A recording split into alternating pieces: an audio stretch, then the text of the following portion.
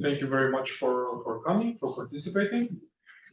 This is, as the title says, cybersecurity how-to presentation, how us as BSL admin team and faculty can protect ourselves and BSL from cybersecurity attacks and malicious software. Okay, so cybersecurity is the practice of defending our computers, servers, mobile devices, and basically all electronic tools that we use and we connect to the internet. And today we will just discuss a few steps on how we can safeguard ourselves and NBSL from online threats. We're going to go through a couple of steps and best practices, like, for example, how to set up strong passwords, two-factor authentication, how to have a safe online behavior, device security and updates, public Wi-Fi and device security, how to connect security to public Wi-Fi, for example, recognizing scams, and how to back up our data. Strong passwords. So this is quite important. Try not to use very basic passwords like straight line of numbers like 1, 2, 3, 4, 7, 8, etc. A strong password usually contains both lower and uppercase letters, some numbers, and especially some special characters like and, at, etc. So be mindful when you set your password. Try to use as many special characters and make it as complicated as possible. Also try as much as possible not to repeat and not to reuse the same password for multiple accounts, because if you do that, if somebody has access to your password, then they will be able to connect to all your different accounts. A safer way, aside from setting a strong password, is to also set up a two-factor authentication method. What this means is that aside from the password, we can also set up a service that, after entering the password, also asks us for confirmation on a second device. So, for example, I'm assuming everybody has a bank account, also a bank application, like on their mobile phones. What this means is when you enter your PIN or password in the bank application, it will also send you an email with a one-time code to enter. That's an example of two-factor authentication. So it's not enough to just have the password. Even if that is stolen, the hacker won't have access to the second part, to the second step, so your email address or your second device that needs to confirm authentication. Safe online behavior. So first of all, whenever we look at a link in our browsers, we will see the entire website address. It is very important for it to begin with HTTPS, S standing for secure, which means that this type of website will encrypt the data between us and the website, and no third parties will have access to the data that we share with the website. In case, and this is valid mostly for older websites, they will be only HTTP without the S. That means that the connection is not secure and it is open for third parties to connect and see the data transfer between us and the website, meaning that anything we write, anything we log into, all the information is there available for potential hackers. Okay, So make sure to verify the address of the websites that you're using, and make sure it has that HTTPS in front of it. Okay, especially if you go in online banking, for example, all the banks have HTTPS websites. This is one first step you can take to verify the integrity and the validity of the website you're browsing on. Device security and updates. This is also very important. All the time we receive update notifications from our tools that we use, regardless if there's it's an operating system or just internet browser, any other type of tool like communication apps, productivity tools, whatever we use.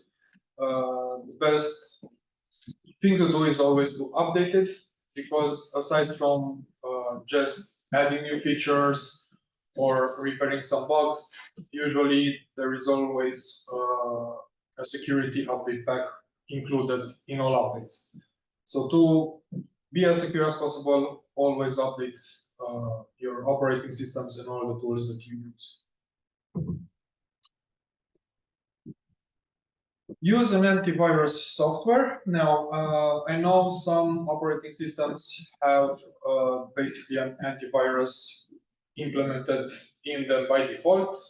Windows certainly does have this, but it is always safer to also have separate antivirus software installed. Some of the most common ones are Norton Antivirus or McAfee. There's also Bitdefender.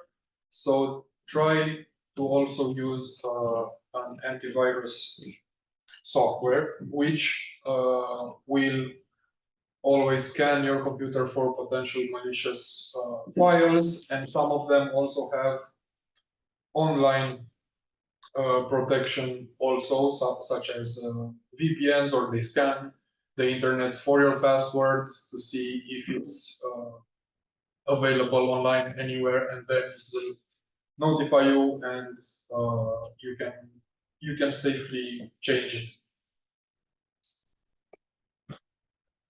Public Wi-Fi and device security.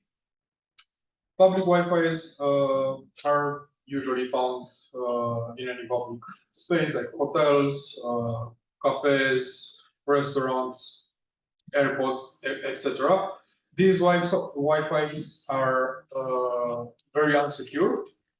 So my recommendation is not to connect to your bank account, for example, or to any place where you have sensitive data while you're on public Wi-Fi. In order to safely surf the internet, so to say, using the public Wi-Fi, the best thing to do is to install virtual private network software, also known as a VPN, which means that the VPN will encrypt the data between you and the Wi-Fi provider. If you do not have the possibility to install a VPN, then I would recommend for you to use your own data from your smartphone subscription, rather than to browse on a public Wi-Fi unprotected. Okay, that's good enough to search images on Google, but not good enough to connect to your accounts where you have valuable information.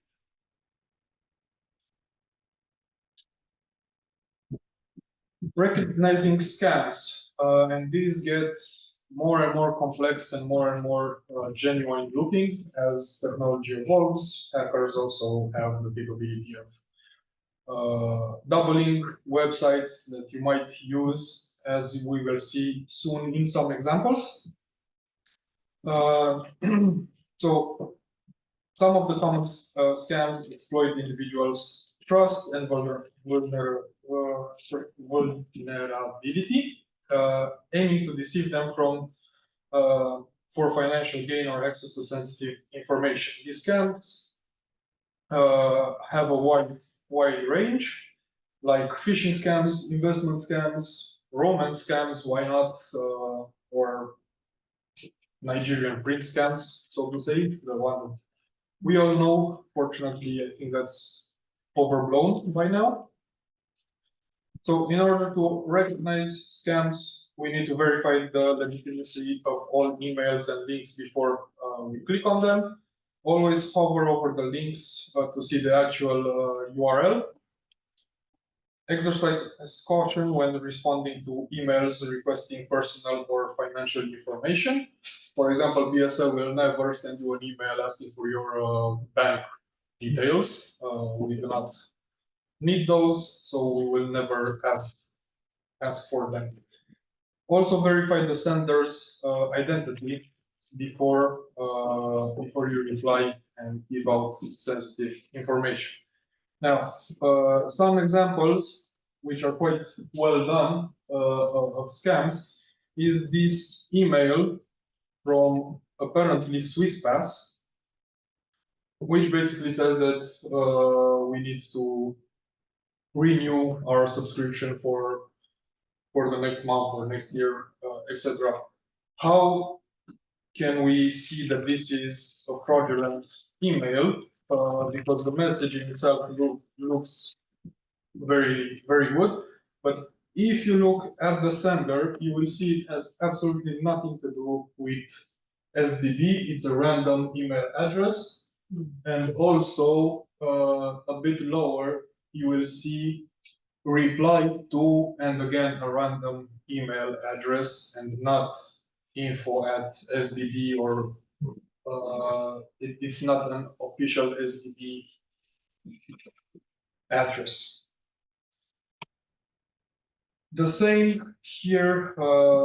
Also, hackers will try to force you to put pressure on you, and you will receive such emails where you have to take action in a certain period of time, so you don't have time to think about it. So you just click on the link and try to solve the problem as fast as possible, because you do not want your account to be frozen or deleted or etc. This is how you can see. In this example, the mouse is hovering over what appears to be linked to Apple Pay, but when you hover over, you see that the actual link is not that, and it will send you to another website, which most likely has malware installed in it, and then it will gain access to your computer and your files. So be very careful before clicking on any kind of links or downloading any kind of attachments. Verify first the sender. Make sure it's legit.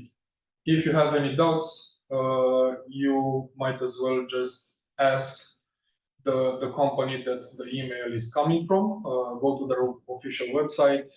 They always have a contact form or contact number.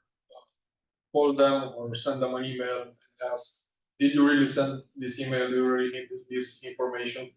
So they can confirm. In addition, I would say that anything which looks like, if you do not update your payment information in the next 24 hours, your account will be deactivated. I'm always very suspicious when people put pressure on. Yes, well, that's a very common tactic, to put pressure. So exactly, we don't take the time to think about it, and we just act on the request without verifying. So yes, this is I would say quite obvious, but others, such as the one before, are pretty well made, I would say. And now, as AI technology is evolving, it will get harder and harder to discern between the legit ones and the fake ones. So be very, very careful. Now here we have basically an example of how hackers work. So first of all, you receive an email with either a fraudulent link or attachment. If you don't pay attention and click on the link or download the attachment, malware file will install on your computer and will give access to the hacker to all your files, and they will be able to see everything that you're doing on your computer. Now, the next step is that after that, you will not see anything installed on your computer. Everything will seem absolutely normal. But then when you go online, for example, to check your accounts, the hacker also has access to everything that you do. So they will see the password that you're using and they will gain access to all your accounts. And after that, obviously, they can log in and do whatever they want. They can steal your data or your money in case you log into your bank account. So again, pay very much attention to what you're clicking on and what you're downloading before you do it. Here we have another example of fraudulent emails. This one is from Wix, that being a website poster. Again, here if we see the sender seems legit Wix team, but again, if we hover over, we see the email addresses milantigentile.com, so absolutely nothing to do with Wix. This is fairly easy to prevent. You just need to hover over and see the actual email address that it has been sent from.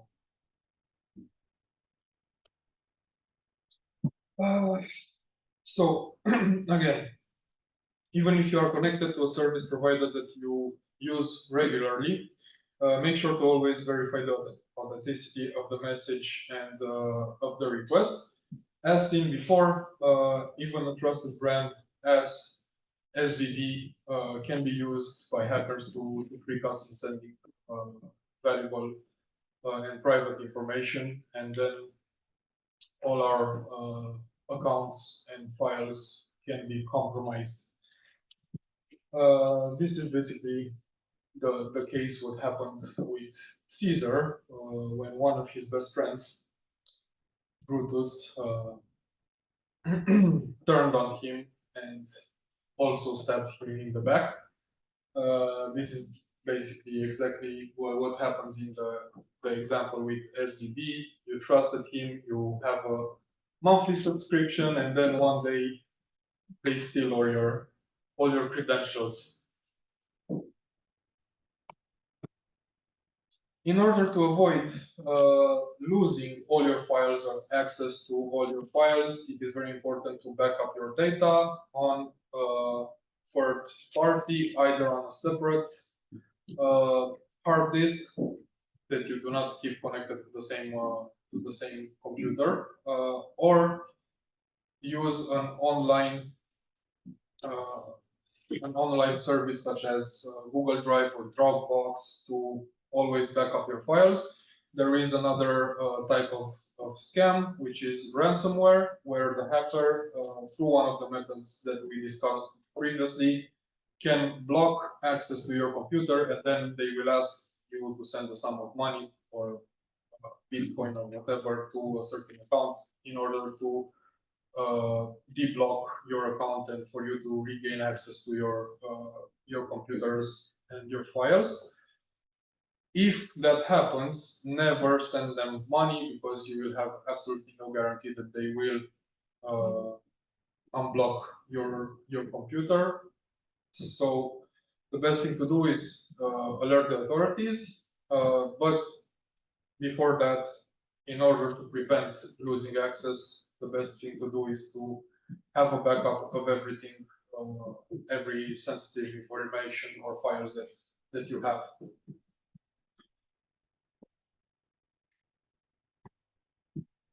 In conclusion, as members of the BSL family, we have a common responsibility to try to keep safe both our accounts and BSL's accounts, and we should be wary about all the scams that are currently ongoing, and make sure to protect the data as much as possible. Also, one thing that I would like to add, if by any chance you find, I don't know, a random stick or a hard drive somewhere, never connected to your computer, especially if it's also connected to BSL servers or network. Okay. And thank you very much for your attention. Now, if there are any questions, please let me know.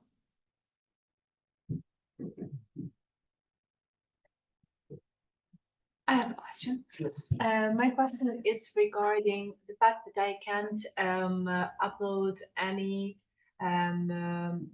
software to my computer, any programs, anything, and therefore the pop-up windows are deactivated to the extent that I can't use Zoom in the application, Zoom application, because I don't have one. And I have to always use Zoom from the browser. Yeah. Is this in any way solved? I'm fine with that, but it's just a little better if I still have an application. So is it in a way possible to change, to upload some software for me? Just to understand the question, you cannot upload or install. Update, install, everything is blocked. It's only due to it's only available for our technological company, which is preventing from different kinds of security threats. But yeah, true. Okay, so in this case, yes, and this is another security step that we took, is for not allowing people to download things on their computers, and they have to go through our internet provider, which is Telecom.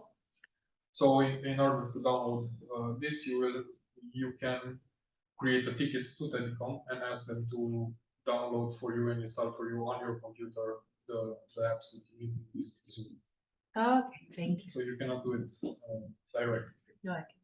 But I think this question, right, it's only for BSL staff and team because we have the devices. Yes. So maybe, I don't know if in the audience you have some questions, more general questions, just to contextualize this. If we are doing this session, it is because we are currently working on the register for BSL to be compliant with GDPR. And in that context as well, we've seen that we are working with all our different providers, seeing if they're GDPR compliant, what kind of securities they have on our data and student data.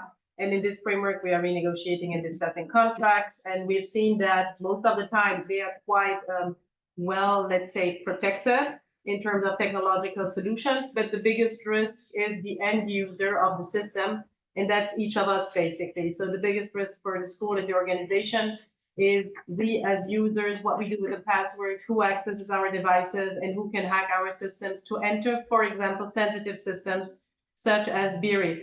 Of course, for Google Education, there is also a risk if you are on a, let's say, a public Wi-Fi and somebody hacks your computer, that somebody could access through Google information. It's less likely because we believe that Google should have enough people in their security team working to prevent this. But for other solutions, smaller providers, or even solutions you might be using in your teaching, of course, they don't have a staff of hundreds of people in the back end who are securing their system. So the risks are higher. And this is why we wanted to make this first session. First of all, it will be a legal requirement for all companies to do that in Switzerland. But most importantly, it is to make sure that everybody understands that we are, as end users, are the most likely to provide access to BSL systems to somebody outside of the ecosystem. So that's really a call to action for each of you to be very mindful and sensitive. Of course, if you are connecting with a public Wi-Fi to Google Education, we can hope that Google is protected enough. But please, if you're connecting to BSL and you're on a public Wi-Fi, this is where there could be a risk for us as an organization, and it could be a good entry point for hackers. So we are also quite sensitive to this because during one of the data trainings I did in August with a legal company that was working on this for education, they mentioned that they just had a school in Zurich that was hacked for student data. So of course, as an institution with a lot of information and data, as a hospital in a sense, and a lot of personal information, we might be an interesting target. So this is really the purpose of this session. So be mindful of your own data, of course, but also be mindful of everything you do with the organization, because this is where the liability for BSL will come from, not so much from our providers or the internet services we're using, but really from the outside. The examples provided in this presentation, I'm lucky to say that I've been the person that has been chased. So since I have several companies, organizations, websites, and so forth, I on a very regular basis receive this kind of scam. So I was quite happy to see that the SBB even sent one, because I think the Swiss Railway, it's maybe the least obvious of those who can be targeting us. You might receive as well from the Post, from DHL, depending if you use those services, quite often scams. So be very mindful and careful with this. I think for Mac users, we should be a bit safer, but we never know. And sometimes it even happens to me, even if I check the email addresses, that just because I'm stressed and I've got hundreds of those scams, I might not click on the link, but at least open the email, which I would usually not do. So be careful. That's the call to action and basically the message. And if you have a doubt, please also reach out to us. If you think somebody might have had access to the data of BSL, most importantly, BERI, where the student data is stored, let us know so that we can also take action and see what we can do to secure the system further. So it's important that we collaborate on this, and that you take this responsibility to change your password, access password to the computer, not to connect to BERI if other people can have access, and be careful with Wi-Fi and everything that could be direct access to BSL systems, because this is where basically the hackers will try to get into your, let's say, our system or your system. So this was just to summarize a bit why we did this. I don't know if there is some other questions from the audience or remarks from those who are very tech savvy. I know if you are here, at least Mario, I don't want to point you with a finger, but maybe you want to add a few things, or if other people want to give some feedback or some ideas they are ready to share because they've also been hacked or tentatively been hacked, that would be helpful for the discussion as we are recording this. So feel free to speak up. Well, I was thinking about LinkedIn. For all those who have LinkedIn account profiles,